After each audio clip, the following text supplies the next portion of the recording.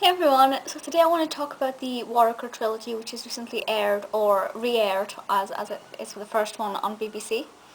I do apologise for the length of time it's taken me to get around to doing this video. I think Salting the Battlefields was on iPlayer about 2 weeks ago, so it has taken me a little while to get around to doing this. I'm not going to go into too much detail about each individual film because we'll be here forever. We're talking 4.5 hours of film. So I'm not going to go into too much detail. I hope that's okay. However, what I will say is that I really thoroughly enjoyed this. Now, I was a bit worried that I wouldn't. I only kind of watched it because Helena Bonham Carter is in it, and I'll talk more about her role in a bit. But I was a bit worried when I kind of read the description because it is very politically heavy. And while I take an interest in politics as much as I can, I'm not as knowledgeable on politics and British politics as I could be and perhaps should be. So I was worried I wouldn't be able to follow it, and that was an issue for one of the films. But for the most part, I kind of managed to follow most of what was going on. I learned a little bit about politics, a little bit more than what I did know, so it's quite educational in that aspect. But what makes this brilliant for me is Johnny Worricker. There's just something about the character of Johnny Worricker, and if anybody else can put their finger on it, do let me know what it is. But he is just so likeable, so lovable, and Bill Nighy I just think is fantastic at playing him. He's really good.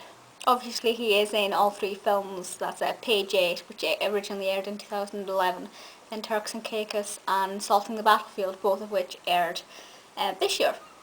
So it's of course his story and we follow him, and because he is so likeable it becomes quite easy to follow the story and become involved with it as much as possible. So Page 8, first of all, there is something that happened in Page 8 to one of the characters I was not expecting. I'm not going to say what it is because it's just not fair to spoil it for you. But it was a really engaging story, and when it ended, I thought, yeah, I can see how that ended in 2011 and there wasn't a rush to get the next one out.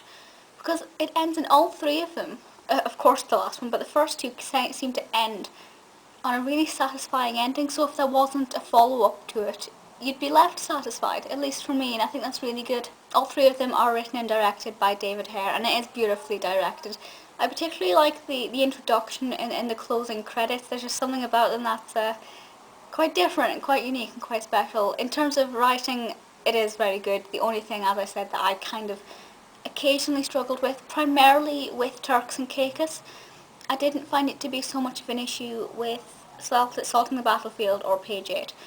But for about an hour in Turks and Caicos, kind of the middle hour, there was a lot of language there, political language, very, term-heavy language that I just struggled a little bit with, so it meant following the story was a little bit different. But by the time we came to Salting the Battlefield, I knew exactly what had happened. I could then go back and watch Turks and Caicos, I expect, and know exactly what's going on. And I will be watching it again when the DVD is released. I think it's released later this month, in fact. Probably won't buy it immediately, I'll wait for the price to come down a bit. But despite the fact that it was a little bit difficult to follow during the middle, I could go back and catch up with it again. For me personally, there were a lot of pull factors regarding the cast, and that's from all three films.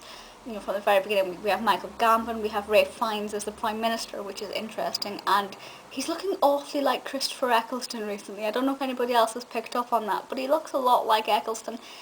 Winona Ryder was in Turks and Caicos, and I love her. And of course, Helena. And for the Helenists, and I know there are some of you who are massive Helena fans who have subscribed to me, personally I think her character was fantastic, and it made me realise something. I love Margot Tyrrell. It made me realise that the people who don't watch Helena's films religiously tend to say that she always plays the same Bellatrixy, Mrs. Lovett kind of character.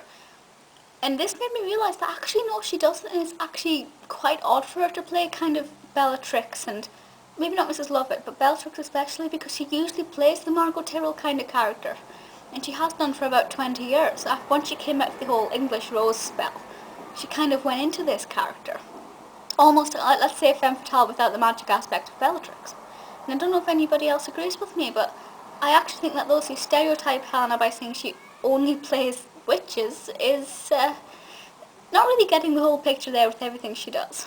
Margaret Terrell is fantastic though, and I do love her. I'm a little bit attached to this trilogy. I enjoyed it a lot more than I thought I was going to. I could probably sit and talk with you about it all day, but I will leave this here because the video is getting quite long as it is.